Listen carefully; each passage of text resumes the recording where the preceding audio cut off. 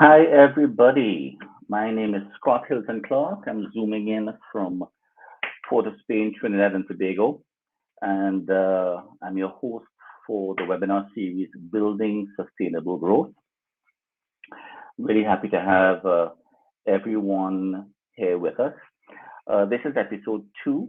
We had episode 1, which was based on ideas to execution.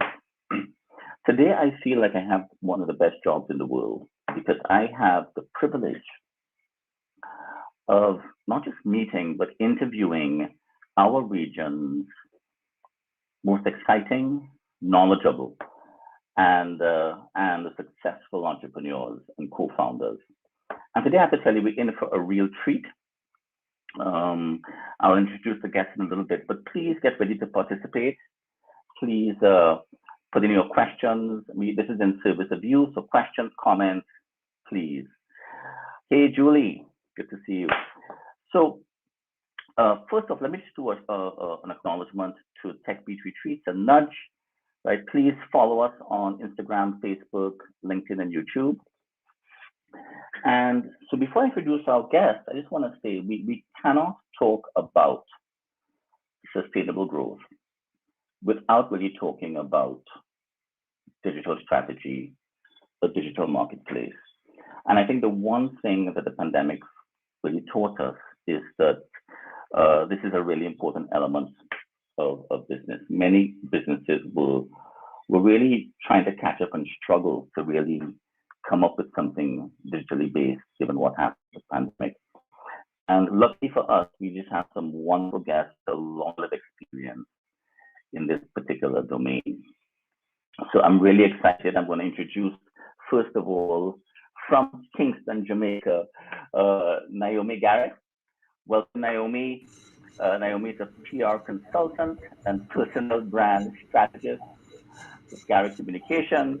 And I love just saying from Kingston, Jamaica. From Kingston, Jamaica. You have to represent once you say that, it's really, really great rather than Pico Martin, Trinidad, like that, Anyway, so really welcome. And then we also have none other than Kadion Preston, co-founder and CEO of Caribshopper.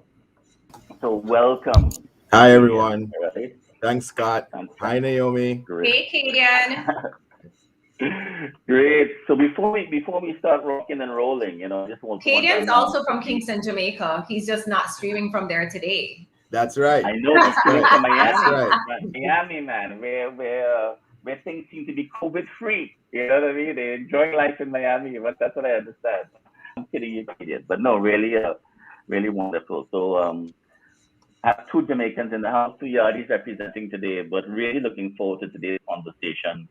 And to me personally, I'm also kind of doing something new digitally, so I have a couple questions myself. And one of the reasons I really love doing this work is to get to learn from some of the best we have, and I'm really excited about that, right? I just have one quick announcement before we jump into the first question, which is we do have a giveaway, right? So please check the Instagram accounts for both Nudge and Tech Beach. And you're going to see the streamer right there in front of us. But we're highlighting 3 Nudge entrepreneurs. Peyowa, Organics, Noelia's Papers Jewelry, and Individual Aesthetics, right? Wonderful giveaway, so please look forward to that.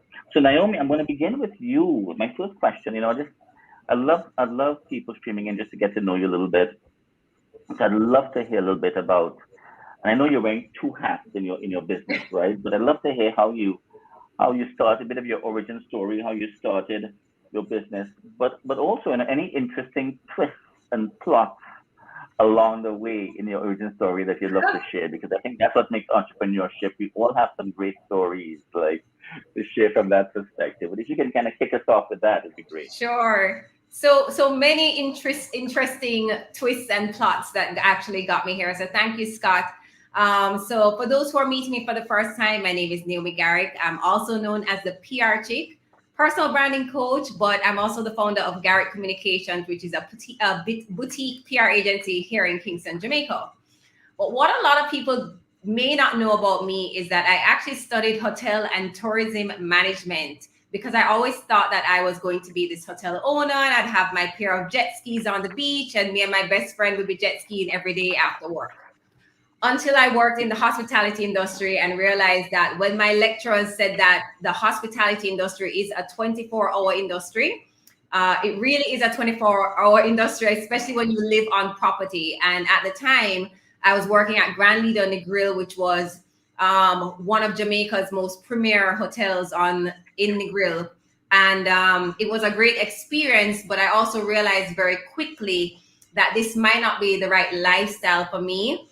I really looked around at other women that were in more senior positions and their lifestyle, which included being at work maybe 18 hours a day. And I started to wonder, how would I create a life for my future family, right?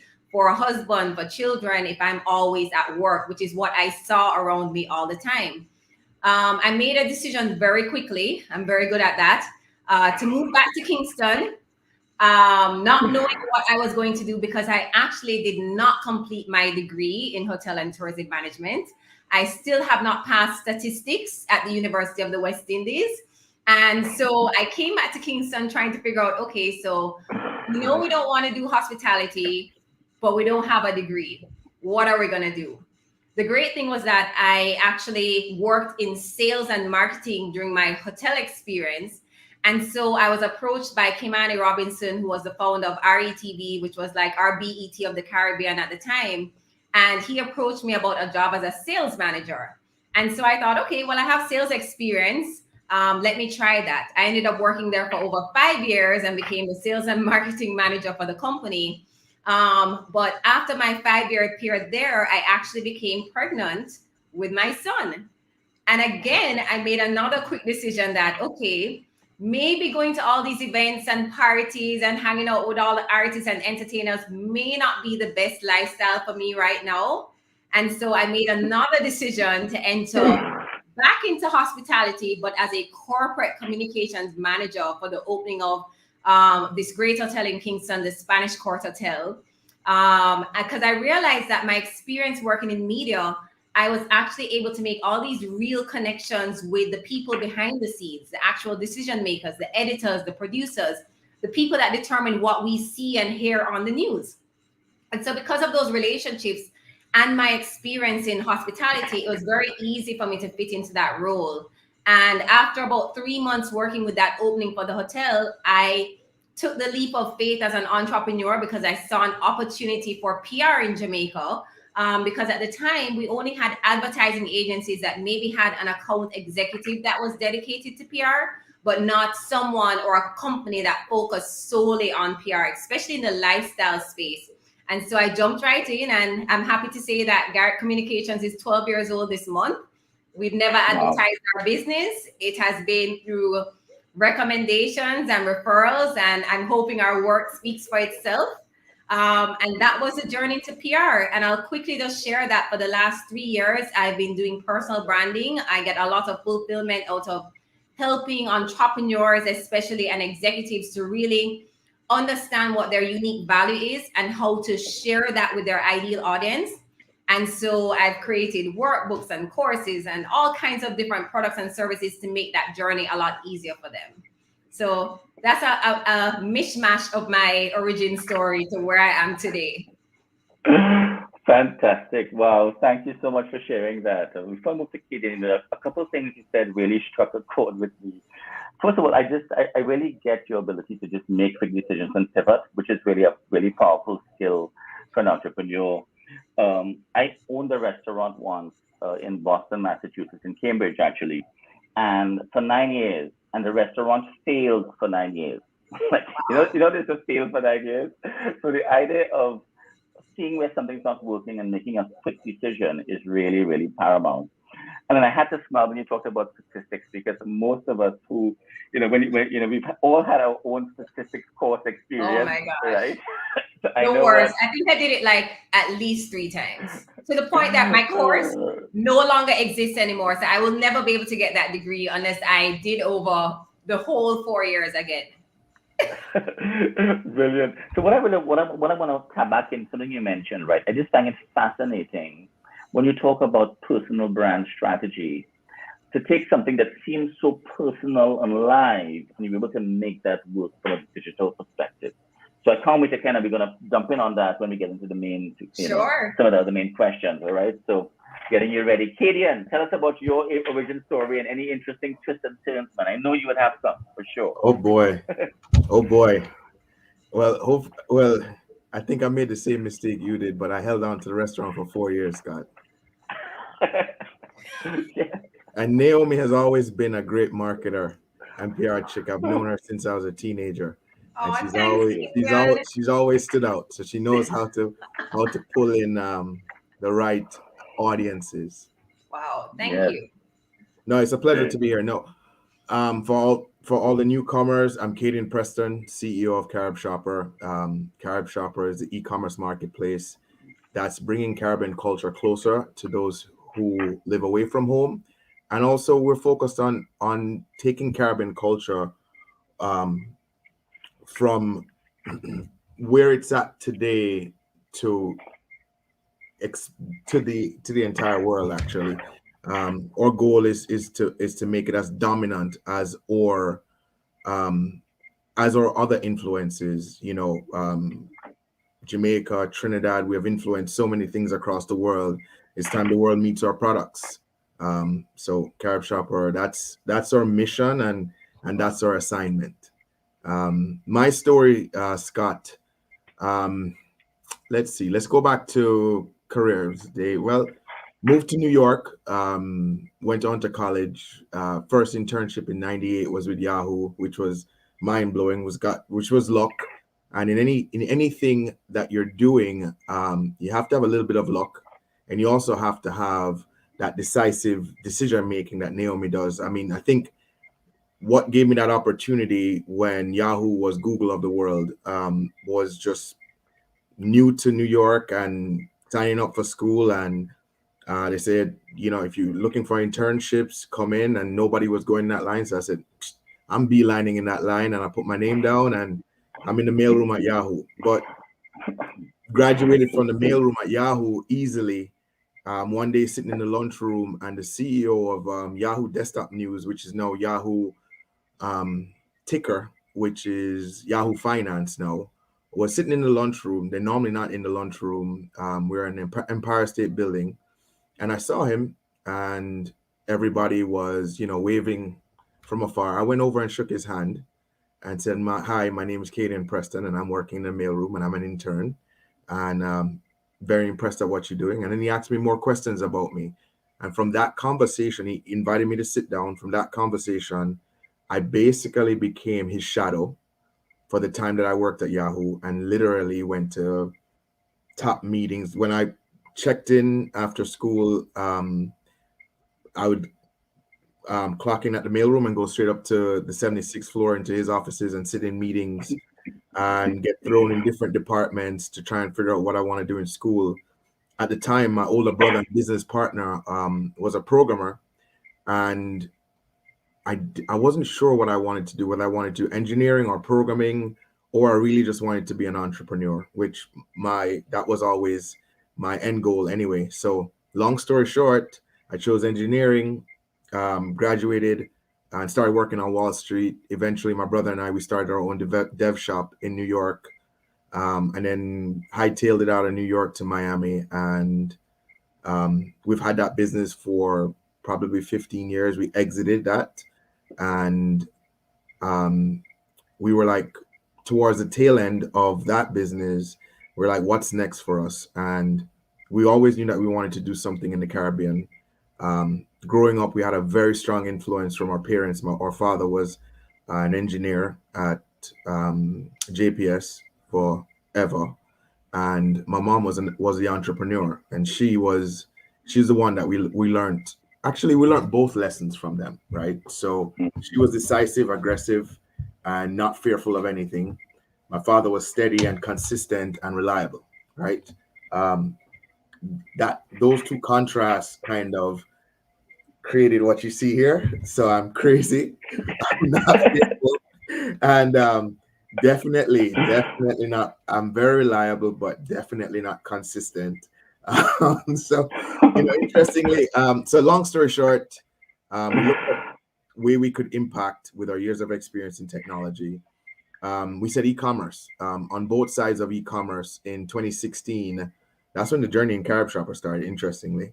Both sides of e-commerce, the Caribbean was behind the eight ball. We were behind the eight ball in how we bought goods and services internationally because of the banking systems, the access to credit and debit cards, and actually merchants accepting our payment forms, right? And the old school way was freight forwarders. And so we said, let's improve that. And we went down that path. We built an application that integrated with 150 major retailers in the US. And we allowed people directly from their phone, whether they had a credit card with MasterCard or Visa on it, to shop Amazon, Macy's, whatever, and have that product delivered directly to their door in one process. So, but as we learned, the problem that we were fixing, the consumers in certain markets really didn't want it fixed. You see, because we did product market fit study, and sometimes in business, like you hear somebody complain, like, I hate the fact that I have to go to in Trinidad, they say my Skybox, right? Because Skybox, the company, like branded themselves as the freight forwarding name in Trinidad, and in Jamaica they would say, you know, mail pack or ship me, right? I hate the fact that when I go up to ship me, I don't know what my final cost is, and that was their challenge. So we said, okay, the big challenge here is transparency and also integration. We allowed people to shop with cash. We integrated with the top network across the Caribbean, that you could load money on your Caribshopper account and shop anywhere that didn't take your form of payment. And so we were chipping away at the issues, but long story short, a year and a half in, we're in 5 countries.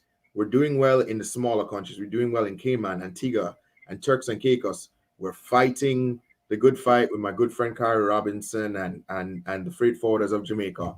And we're fighting the good fight with Skybox, and I forgot the other name in Trinidad. And we realized that the problem that we're fixing is kind of the problem that the consumer wanted, because they get to kind of argue and work a deal out on the most expensive part of e-commerce when shopping from international is the duties, right? And we integrated that you had to pay that upfront. And so we would see, you know, our first year in business, we're doing well. And then we started to see people come to our site, check the price, check what we're listing, and they go away. So they add to cart, they go away. They add to cart, they go away. And then conversion rates started to slow down, and we're like, is this? So we kept at it. We said, let's double down on the smaller markets, because we don't have the duty problem in those markets, and we could have. But then we also looked ahead and said, we went into a fellowship program with Amazon and realized that they were going to do their own cash to credit solution with Western Union, and everybody was taking away the barriers of cross-border e-commerce. And we said, really and truly, we really didn't. We were doing this because we felt that it was the most applicable form of e-commerce at the time.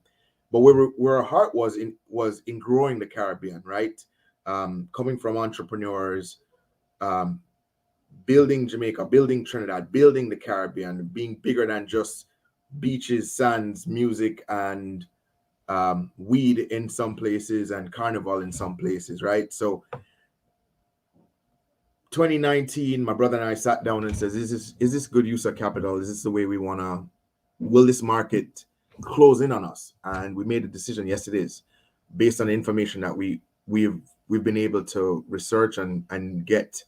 So 2019, we spent time doing product market fit study, flying to all the islands. I met some cool people in Trinidad and Jamaica and Barbados and all over. And what we realized is that the challenge of export is that the top 5% in the Caribbean have no problems exporting, right? Because they're able to do the volumes and they have the partnerships with distribution. And the Caribbean is doing $50 billion worth of exports yearly. And it's the same number for the last 15 years, right? Why?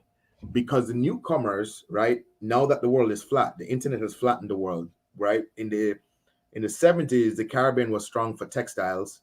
and we were exporting everything from sugar, textiles, all of these things. And then China became a strong power, and that all shifted, right? We started looking at different ways to support our economies, right? So that industry was probably 50s, 60s, and then tapered off in the 70s. But now with the internet, you can create a product anywhere. If you're able to sell, do what Naomi does well, like sell that story, a consumer anywhere will buy that product. So why we're not doing this for the Caribbean? So after we did the product market fit study and we got indications that this is a good move for us, we started down the track and started building Caribshopper 2.0, which is exporting the Caribbean and focused on Caribbean made goods to the rest of the world. And then COVID. Wow. Got it. So we're going to talk about COVID came and how you had to pivot for that. But, it's funny, there's a couple, both in terms of what you and Naomi shared, right? That's why I love this particular series. There's so many nuggets in what you've shared in terms of your ability to see a new problem and then completely pivot.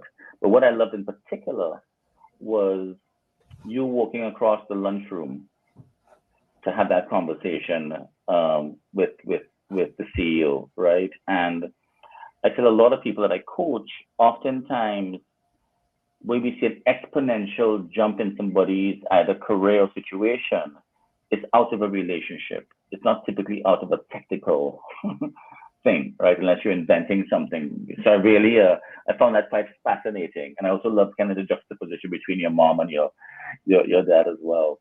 So I want to encourage people to just put in some questions and comments. We're going to get into more kind of an e-commerce plan in a bit now. And I saw Kim also mentioned about she took stats 7 times as well. And she's also saying, and it's Kim Butcher, by the way, she's saying you can still do stats, Naomi. No thanks. Thank you, but no thank you. But here's what I find interesting, Naomi, as an entrepreneur, isn't it amazing how you learn what you need to learn for your business?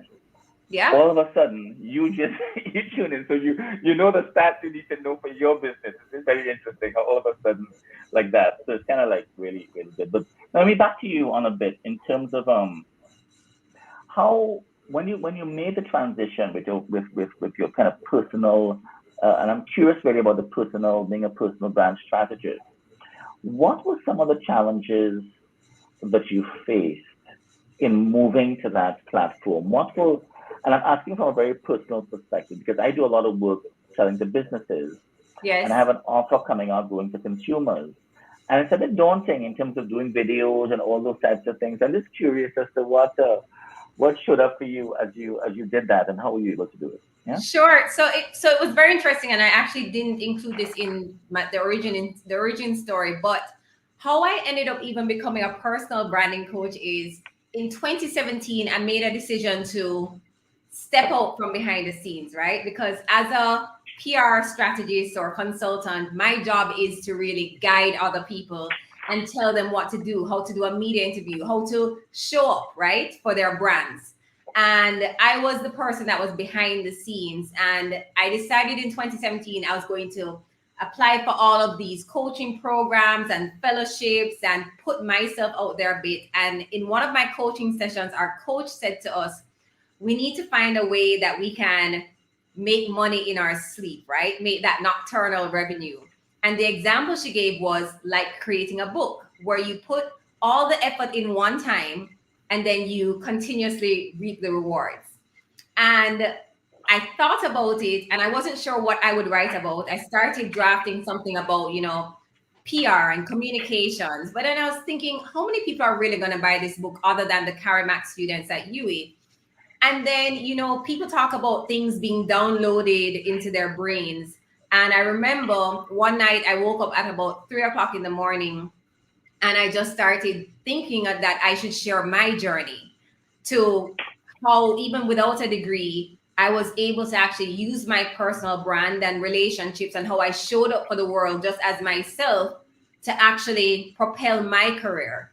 And so I started writing down the steps that I took unknowing, I didn't even know I was taking those steps at the time. And I ended up writing the draft for 8 steps, a PR Chick's guide, 8 steps to building your personal brand workbook.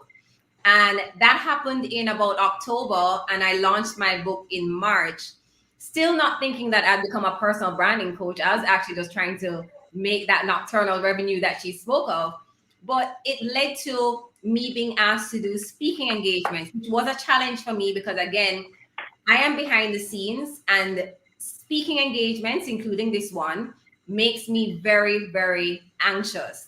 I'll share with the audience. I mean, my armpits gets sweaty. I have like an out of body experience. So I know what I'm saying right now, but I'm not going to remember anything once it's over.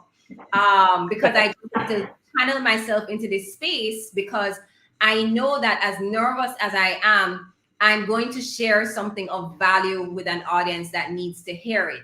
And if I can positively impact the life of one person just by showing up in this space that makes me uncomfortable, I'm going to do it. And that's what I have to do to push myself for speaking engagements, webinars, summits, anything where I have to put myself forward and show up in a real way. And so I had to get over that. And every day I'm still getting better, I think, at it. But what happened with that workbook was it led to all of these companies asking me to host corporate workshops about building your personal brand, or schools asking me to come and speak to their students about building their personal brands.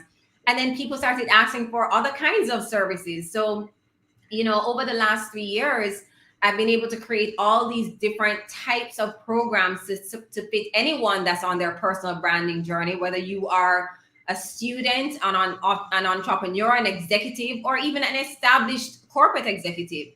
So I've even coached CEOs, because I know the steps are all similar, but then I just fit them to the person that I'm working with.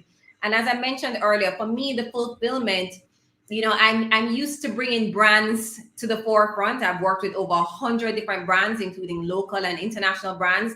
But the joy that I get when I meet someone who can take my workbook out of their handbag and tell me how much this workbook has impacted their lives, or if I get a thank you email after doing a workshop with a company, or even seeing a client get a new job just because they understand that unique value that they can offer, right?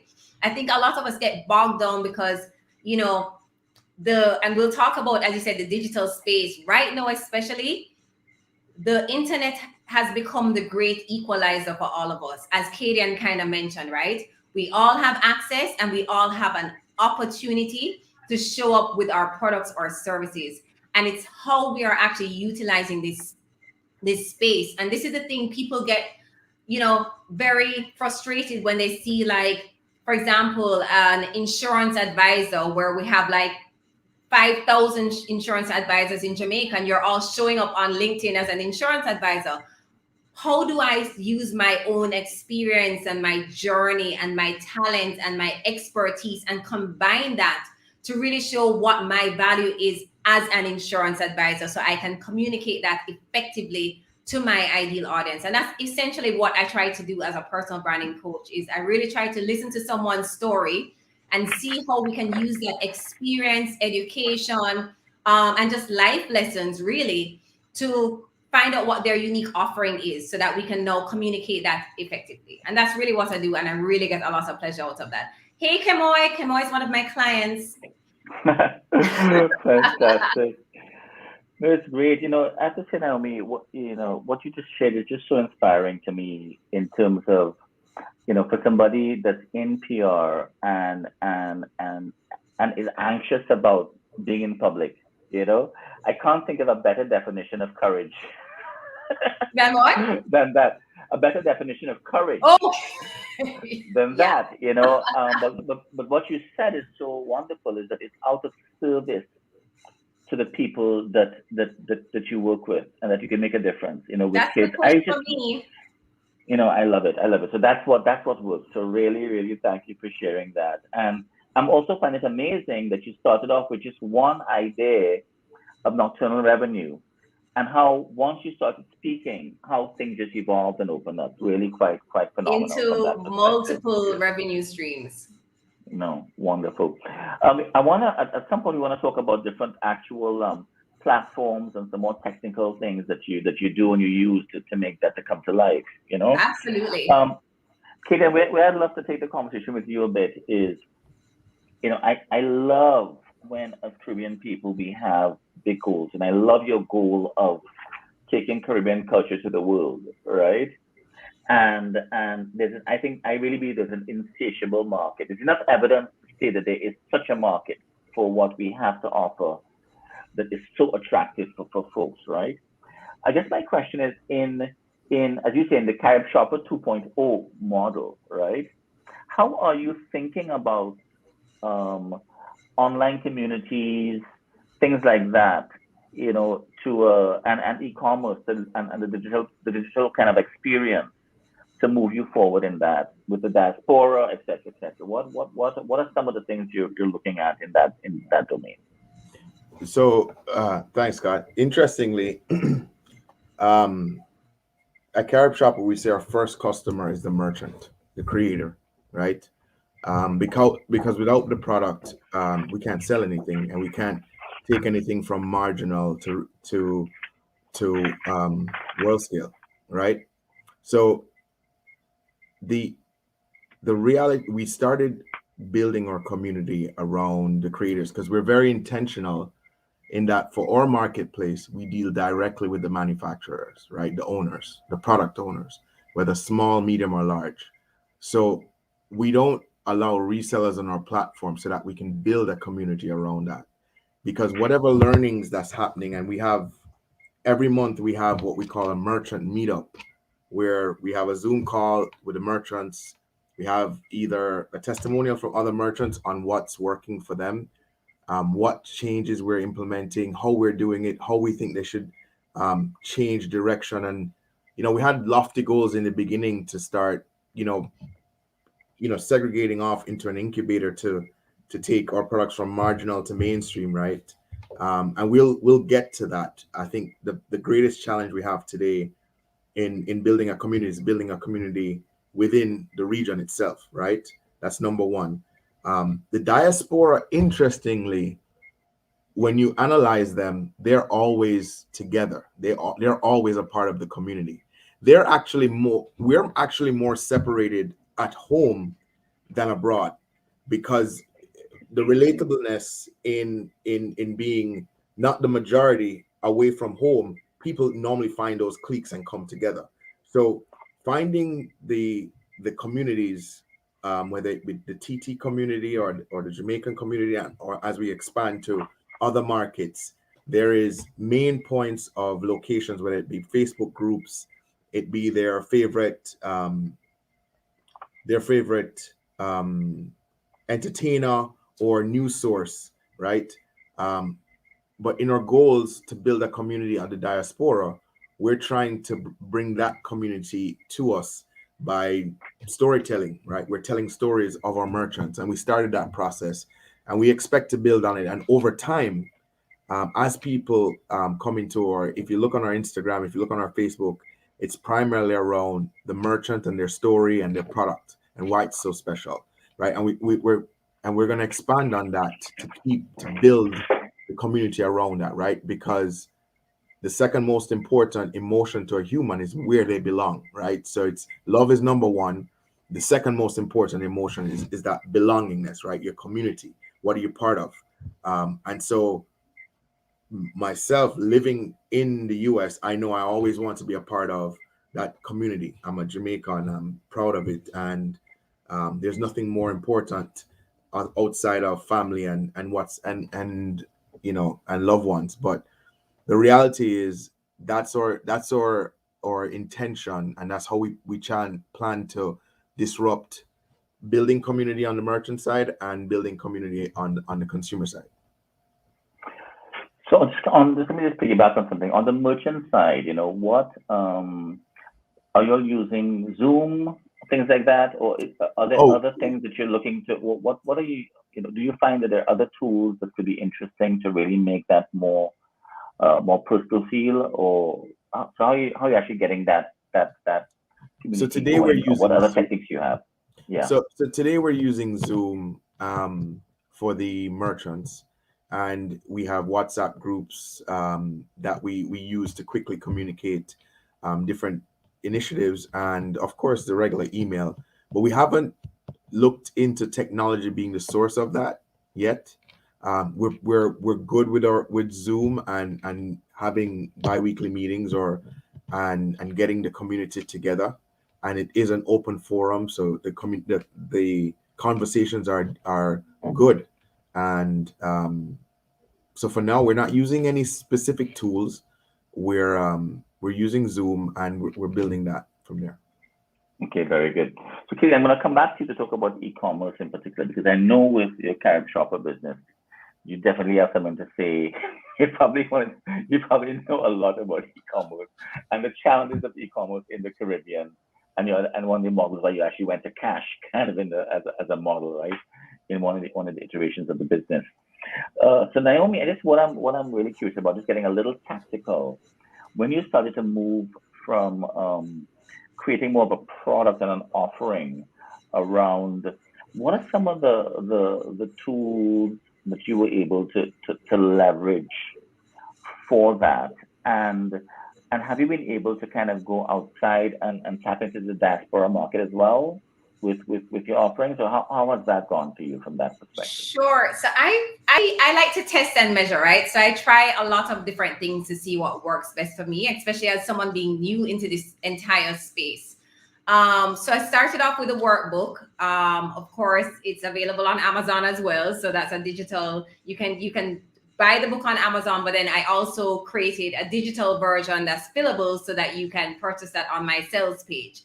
So I use sales.com to just sell all kinds of stuff. So if I have a new workshop, or if I create a new digital product, like I create a lot of ebooks, I just use Canva and create them myself.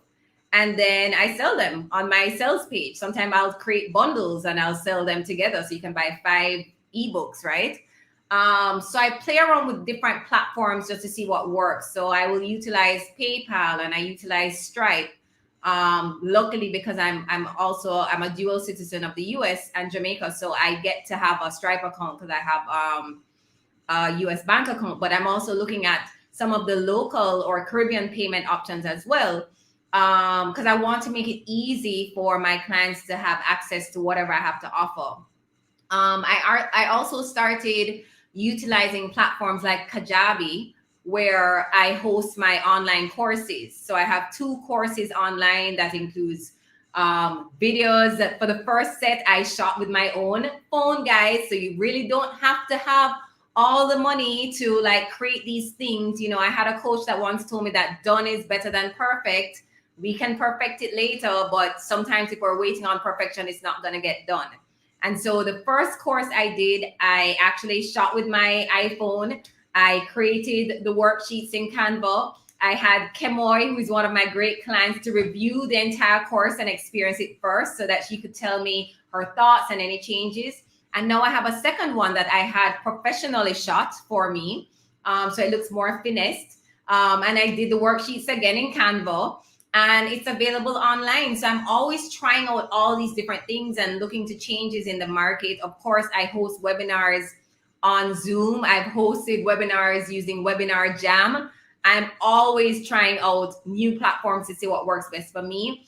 Kajabi has been really good because you can do multiple things on the platform. So you can have courses, you can have mini courses, you can do your email marketing, you can do newsletters, you can create a community. But one of the things that my community, specifically since we were talking about, has been asking for is a membership, right? And so that's what I'm building out now. So I'm testing different platforms that will allow me to hold all of this content that I've created over the last 3 years and have one platform that has everything, that includes like an e-library, access to the different courses, coaching sessions. So I'm utilizing anything that's available to me. A lot of these things are for free, but a lot of them have a membership cost, right? Which is a monthly subscription. You just have to think back, okay, I need to make sure I make this much money from this platform to cover that cost. And so that's what I do, because as I mentioned earlier, the internet gives us all the opportunity to participate. And we just have to really figure out who our audience is and where they live and what they want from us so that we can create those digital products. And the great thing about digital products is once it's done, it's done. So you can know just, the best thing is when you hear that little ping saying you received a Stripe payment or you received some more money from PayPal. It's the greatest feeling knowing that you did the work maybe a year ago and you're still making revenue from this. And then, of course, we have amazing platforms like LinkedIn and Instagram that allow you to actually really connect and communicate with your audience. So we have the power right now to literally create our own media companies that really get to showcase our own unique personal brands, showcase our value and build our communities, make great products that support our audience and their needs, and also make money at the same time.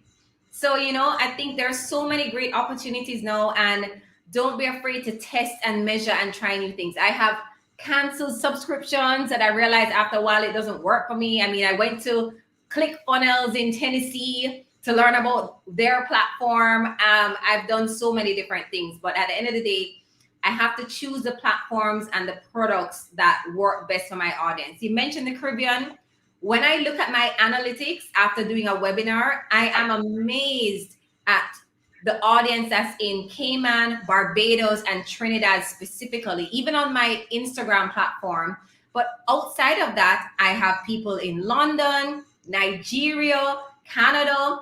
It's always fascinating when I host a webinar to see where people are signing up from. So I always include that as one of the things to fill out on that little question form. So it's name, country, email address, so that I can see where people are tuning in from. So what the internet, I think, also does is it allows you to expand your reach to an audience that you never had access to before. So, I'm using the opportunities that are available to me, and I'm always trying out new things. Wow, Naomi, thank you. As I have to tell you, what Kadion said earlier, in that he knew you from teenager. There's a place where you're very enrolling, very inspiring, right? And as I'm listening to you, I also love your spirit of experimentation. And Kadisha Ray said it wonderful she said she could put that on a t-shirt, that done is better than perfect. And I almost feel that I have come to this webinar series today to hear that message from me personally. So thank you. Thank you very much. I really, really appreciate that.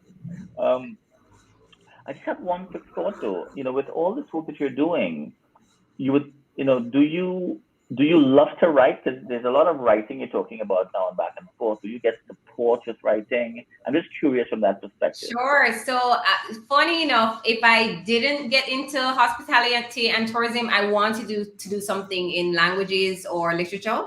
I'm an avid reader. I read everything. And I also enjoy writing. So I do enjoy writing and creating content and figuring out different ways that I can create one long piece, like a long form piece of content, and then break it up into smaller chunks to use on different platforms. So I'm actually a contributor now to the Business Observer in Jamaica.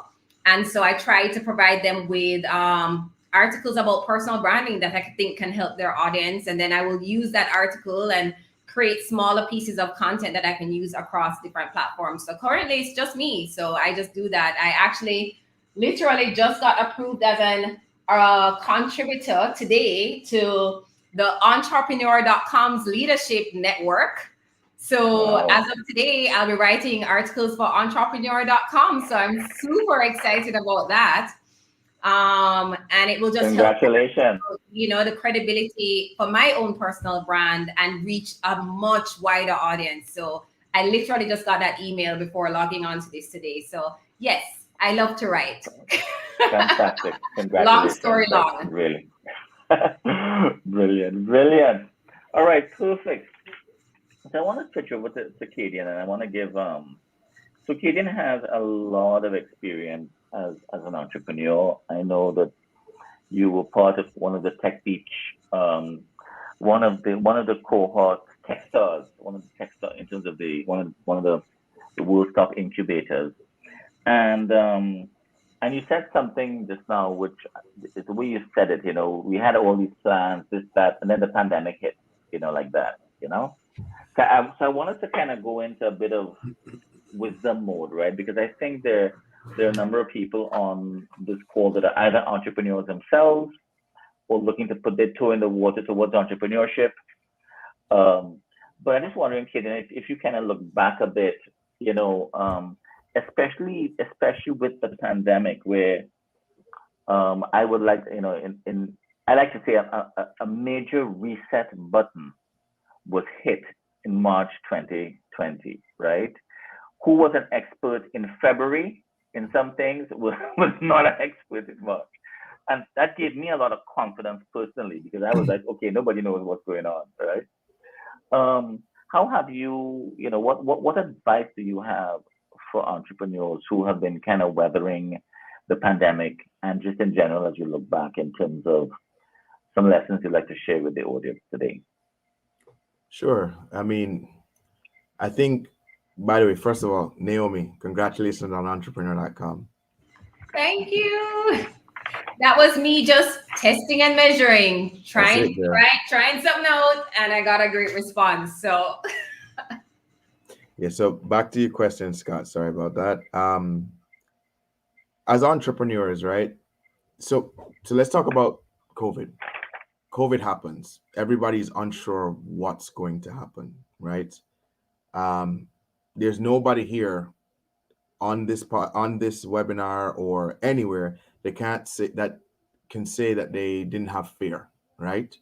And so for me, when I face fear, I either find knowledge or I try to find a solution. And so starting to get to understand March 2020, somebody said to me, are you gonna launch this business in COVID? Like, you're a brand new business. Are you gonna launch in COVID? I said, yeah. Because one of my mentors always told me that disruption always follows intention, right? And you either have to look at something as an obstacle or a distraction or an opportunity, right? And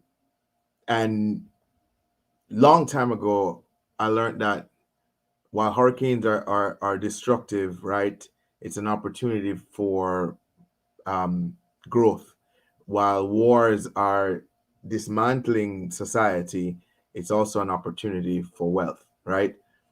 So you have COVID-19. When has anything like this ever happened? So start doing your research. The internet levels the playing. The closest thing to it in recent times was SARS. Who benefited from SARS? SARS was contained in Asia. It didn't really spread too far.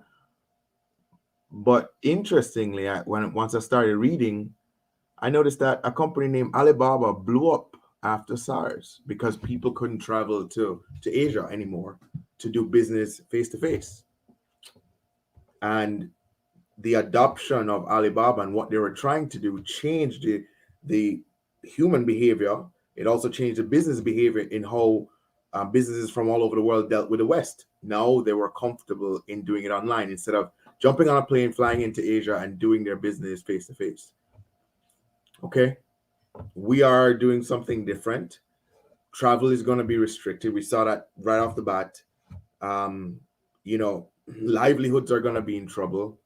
What we wrote as our plan of action and how we were going to onboard merchants changed completely, because we thought that we would have once a month, we'll have an event in Jamaica and Trinidad, invite everybody over, have drinks, do a presentation, sign up merchants and get them onboarded and do it quickly and execute quickly. And that never happened.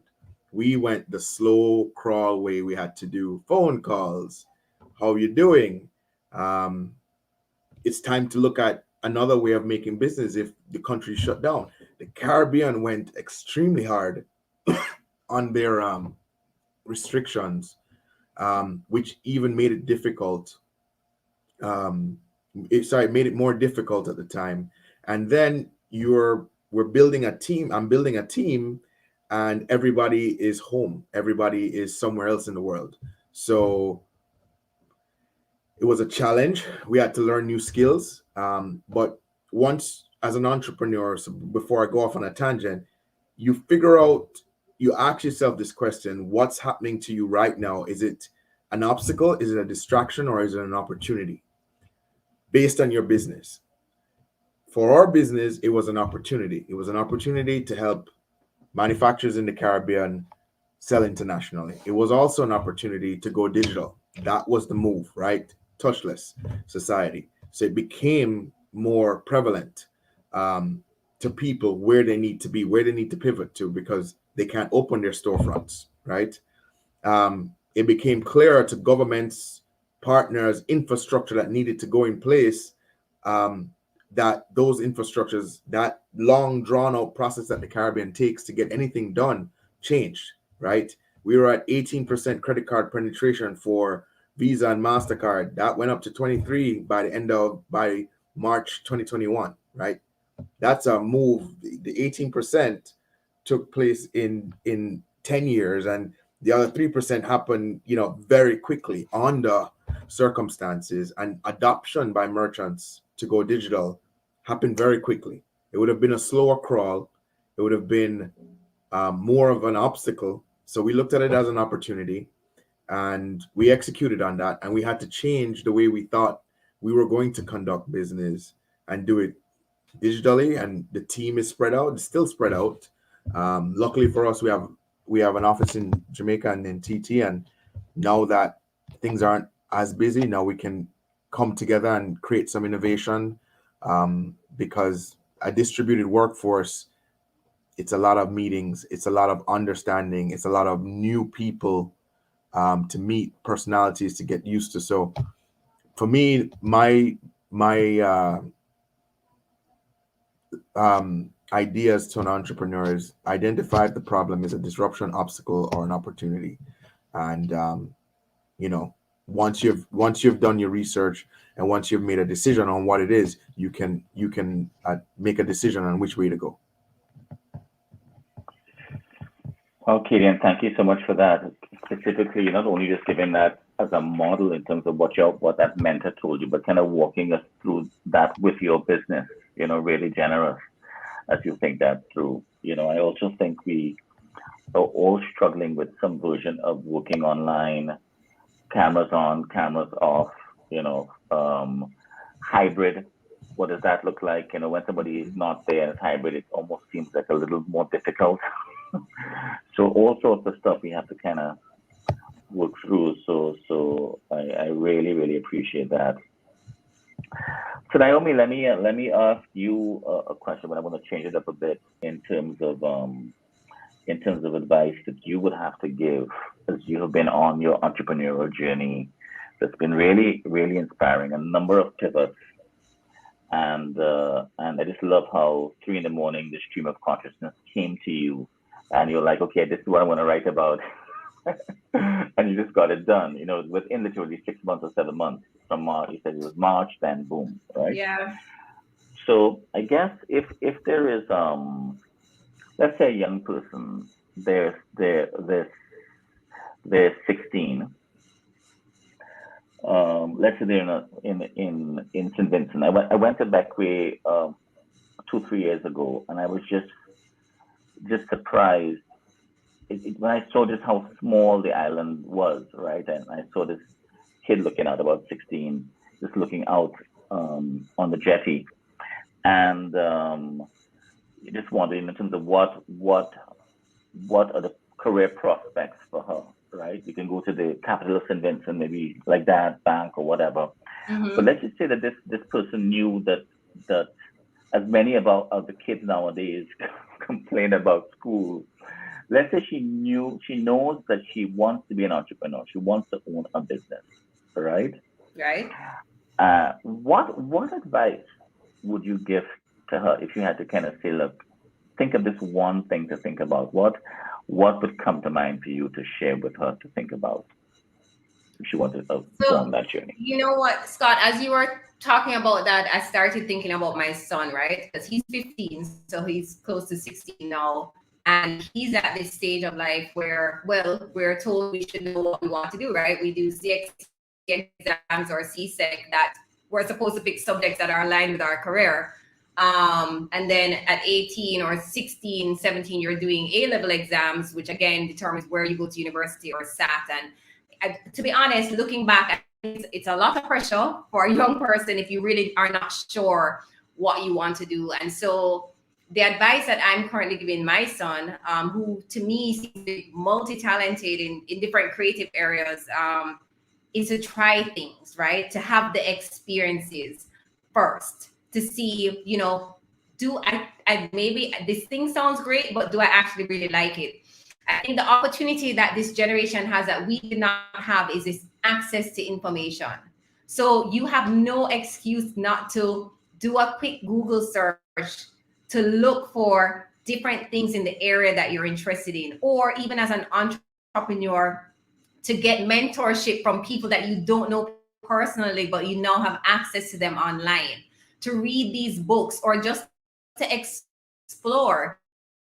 So, for example, my son, he wants, well, at one point, we're not 100% sure, but he's writing, like, he is really great at building things, so maybe there's some kind of engineering. But what his passion has always been is animals, right? So specifically reptiles and amphibians. So that's herpetology. And so what I've been trying to do is I allow him to explore these passions. If today he wants to draw, I will buy all the drawing things so that he can explore that to see if that's what he really wants to do. If he's really interested in animals, we just came back from Los Angeles. We're grateful that we have that opportunity to travel, and we have family that lives there. Took him to San Diego Zoo so that we could go through the zoo, meet the actual zoo caretakers, hear about their own personal experience, find out if they have internships available. So the next time we're in Los Angeles, maybe he can do that. We came back to Jamaica. He's going to start an internship at Hope Zoo with the curator there. So for me, I'm all about experience, right? I think experience is the best thing for anybody, no matter what field you're trying to enter. So if it's entrepreneurship, find an entrepreneur and talk to them. I think mentorship is critical at every age and stage. I don't think I really started reaching out to mentors until I was in my late 20s. But I think you can start having mentors from any age, right? And as I said, even if you can't reach out to one physically, they're all online. They all have a story, right? They say success leaves clues. Go and read that person's bio or go follow them on Instagram. But, I think the difference is there is access to this information where we can learn about things, we can ask questions, and we can actually speak with someone who has been there, done that, and we can avoid a lot of the mistakes that someone else would have made on their journey just by having a conversation. Well, fantastic, Naomi. I'm hearing a number of things in there, but the heart of it is encourage to explore, right? Experiment, get mentorship early, right? There's a high school in the U.S. that we don't get to experiment much in our school system, and they changed the grade from F for failure to not yet, which really encourages a sense of experimentation, right? Absolutely. Yeah, we're going to close quickly. Kadion, you have 1 minute to give your answer to that girl on the jetty. No, I definitely agree with Naomi. Be curious. Try everything that you think you might like. If you're young, you have the opportunity to explore passions, get mentors, find the information you need. Don't be scared about asking questions, asking for help. People like to help, right? So if you're curious and something I always something I learned is be honest with yourself, right? We're in a generation where it's cool to be an entrepreneur. Being an entrepreneur is not cool. It is. You have to have the passion for it. It's not cool. So don't believe the hype. Don't believe the Instagrammers telling you it's cool. You work 24/7. You are all the problems roll up to you, and you have to love what you do. You have to have Kadion, my son literally asked me last night. He's like, "Mom, I was working really late." He's like, "Is the rest of your team working right now?" I'm like, "No, not it's a just chance. me." I said, "Because I'm the boss. I have to work all the time." Yep. So the reality is being an entrepreneur is not cool. You have to really know if you want to be that. and there's nothing wrong with being something else. Understanding your assignment in life, and really asking yourself hard questions. And for some young people that I mentor, I ask them, who are you uninterrupted? And nobody seems to understand what that means, right? So I give them a clue. If you had a child, what would you want them to be? Because we're always going to reflect what we really want to be, right? It's hard to define ourselves, but it's easy to define what we love the most. So if I ask Naomi what would she want her son to be, she'd probably say whatever he's going to be happiest at, right? Facts. And that's her uninterrupted. She wants to be the happiest she can be, in an impactful way, probably. So not to run over time, it's 7 now, but no, but seriously, entrepreneurs, you need to be curious. The internet has leveled the playing. You can get mentorship, as Naomi said. There's nothing wrong in starting out and working for companies or interning at companies and getting knowledge, because there's a lot of pitfalls and there's wisdom in knowledge. And so getting that knowledge hands-on is not in school, it's being in the field and learning. You know what, Kadion, when we were at San Diego Zoo, that's exactly what the guide said to my son. She's like, yeah, we do have people that have their degrees in zoology, but really we take on more people that have actually had some kind of experience working with animals. So, and what I'd add to what Kadion said is do what Kadion did.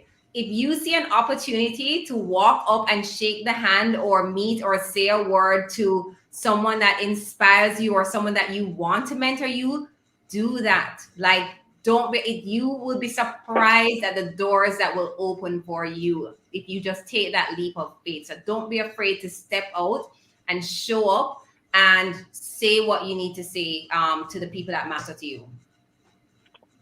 Fantastic. That's a great note to end on. I want to just thank Katie and Naomi for spending not just this wonderful time, but really sharing some really nuggets. I thank the audience for chipping in. Christiane says, what weekend when you're an entrepreneur. So I love that comment. Thanks. Also want to thank our producer, James. I just have one quick announcement. On this Thursday at 5 p.m., Nudge Caribbean YouTube channel. Tune in. We're doing a launch in Barbados. And again, just thanking our host, Tech Beach Retreat and Nudge, and visit us on Instagram, Twitter, LinkedIn. Scott, I'm a big fan of Nudge. So Julie, Anya, good job. Yes. Thanks. Brilliant. Yours, thank you. It's been wonderful. And as I said, I got some messages for myself today. So selfishly, this was fantastic. So thank you so much for both of you. I really appreciate it. All the best. Thank you, guys. Bye, everybody. Sure.